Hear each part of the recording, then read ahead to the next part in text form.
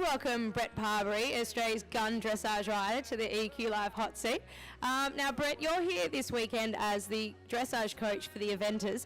I hear that you've been tripping all over the place. Can you just give us a little rundown of the last maybe sort of 6 months of where you've been at? Oh God! In the last 6 months, I've been home for 3 weeks since the middle of January.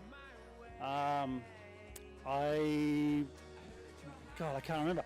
I went to Europe and I went to Poland, did a show in Poland. Then 10 days later did a show in the south of France, down near Saint-Tropez. That was really cool. Came home, did Werribee, Dressage with the Stars. Went back, did a month's training, then did the first selection event in Mannheim in Germany, then drove down to Saumur in France and did the eventing team in Saumur. Then last week we were in Compiègne in France, and then flew in yesterday and we're in Werribee again. So I bet the Werribee is your favourite place of all of them? Yeah, I love Werribee. Absolutely. And so the dressage side of things for you, how are all the horses going overseas? Which are your main ones, and how close are you to your team selection? Well, we've done 2 selection events and they've chosen a team. I can't say anything because of AOC policies, but they've chosen a team. I can say I'm not on it, but that's fair enough. I mean, that's sport. But I'm really thrilled with my horse, actually. He's a very green Grand Prix horse. He did his 6th Grand Prix at, his 6th Grand Prix at Compiègne. He is just wonderful. I love him. I mean, he's really good, and I can feel in the test he's just getting better and better every time I ride the test.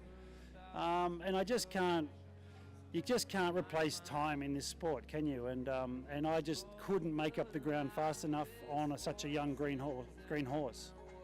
It's pretty exciting for the future and something that you've got ready to go for next time. Yeah, I love the quality of the horse. He's a wonderful horse. He's really learning a lot every time. Like France is the first time I've ever felt him in the arena start to anticipate some of the things coming up. Like, you're starting to anticipate the passage, and he got a little bit hot in the 1-tempies, but that's good. You know, you like that. So yeah, we have a big future. I just have to convince my owner not to sell him because he wants to sell, and I think this horse going forward to Normandy would be a real superstar, and I'd love to keep the ride, but my job is to just ride what's underneath me, and if the owner wants to sell, that's I can't help that.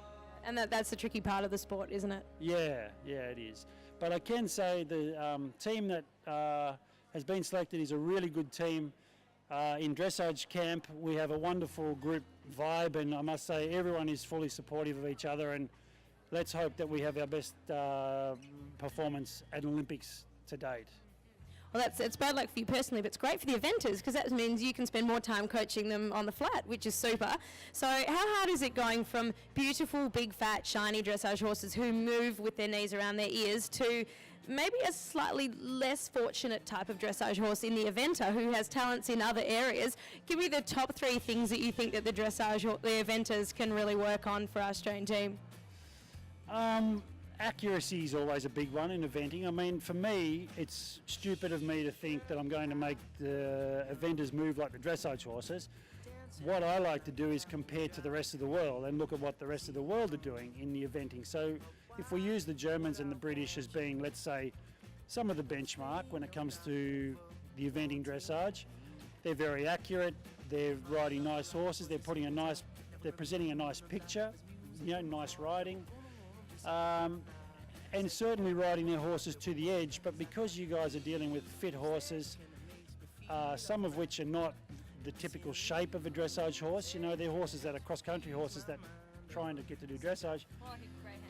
Yeah, then it's for me, it's just a matter of trying to get accuracy, smooth riding, a nice brand of riding, showing clear transitions, and I mean, the eventers are great riders. I've got no problem with the quality of riding. I think the riding is very good. It's just the attention to detail and just to get the basics a little bit better, like the basic walk, trot and canter. So now, Brett, we have some random questions for you, and these are just going to be straight off the top of your head. So, seeing as you're a bit of a jet setter, top 3 things that you pack in your bag? my noise cancelling earphones, because I hate babies crying on planes, my iPad, and my Panadol. Oh, very good. If you weren't a rider, you'd be a? What would I be? A property developer. Probably a good choice. You are an absolute sucker for? Blondes. Oh, that was my next question. Blondes or brunettes? Well, we don't need to answer that. If I take a look inside your fridge, what will I find? Beer and chocolate. Oh, good choice. Who's made the biggest impact in your life and why? My father, I'd say.